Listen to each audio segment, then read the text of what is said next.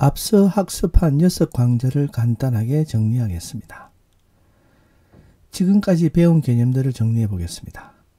클래스란 같은 종류의 집단에 속하는 모든 객체들의 속성과 행동을 기술하여 추상화시킨 일종의 사용자 정의 자료형입니다.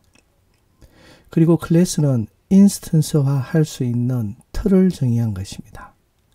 반면에 객체는 클래스의 인스턴스입니다. 파이썬에서 주로 클래스 멤버는 공용으로 사용됩니다. 멤버 중 속성은요, 변수 또는 필드로 불리는데 클래스가 생성한 특정 인스턴스의 데이터를 참조합니다. 따라서 속성은 일반 변수를 생성할 때와 같은 원리로 미리 선언할 필요가 없고 속성은 값이 처음 할당될 때 생성됩니다. 메소드는 클래스와 관련된 행동을 구현합니다.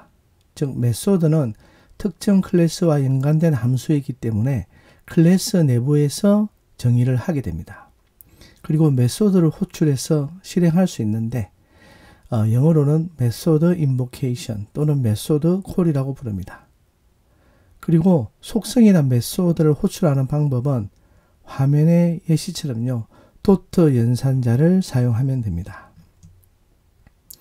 객체 지향형 프로그램에서 사용하는 개념 중에서 가장 기본이 되는 것이 상속입니다. 영어로는 이제 inheritance라 하는데요. 이 상속은 상위 클래스의 모든 속성과 행동을 하위 클래스가 자동으로 가져오는 기능을 말합니다. 상속에는 두 종류가 있는데요. 단일 상속과 다중 상속이 있습니다. 단일 상속이란 싱글 인헤리턴스, 즉 하위 클래스는 하나의 상위 클래스, 즉 부모 클래스만 상속을 받을 수 있습니다. 하나의 부모 클래스만 있다는 얘기죠.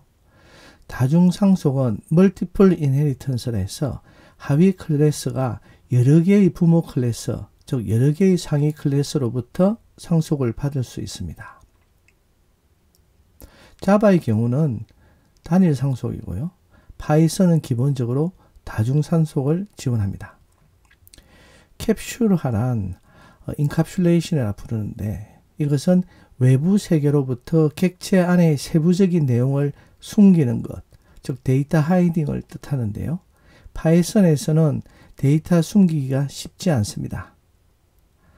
완벽하지는 않지만 앞서 이제 실습을 통해서 우리가 한번 살펴봤듯이 네임 맹글링을 통해서 어느 정도 속성의 이름을 숨기는 것이 가능은 합니다. 다형성이란 폴리몰피즘, 즉 많은 형태를 뜻하는 말인데요. 컴퓨터 프로그래밍 언어에서는 동일한 동작, 즉 같은 이름의 메소드가 클래스에 따라 다르게 행동할 수 있음을 의미합니다. 이는 서로 다른 클래스에 속해 있는 객체들이 동일한 메시지에 대해서 각기 다른 방식으로 응답할 수 있다는 뜻인데요. 이를 통해 우리는 서로 다른 클래스에 속한 객체들에게 동일한 메시지를 보내지만 각각의 객체는 자신에게 맞는 행동으로 적절하게 응답할 수 있도록 합니다. 구체적으로는 특정 클래스의 객체를 그 클래스의 상위 클래스 객체로도 사용할 수 있게 해서 다양성을 보장합니다. 이것을 업캐스팅이라 하는데요.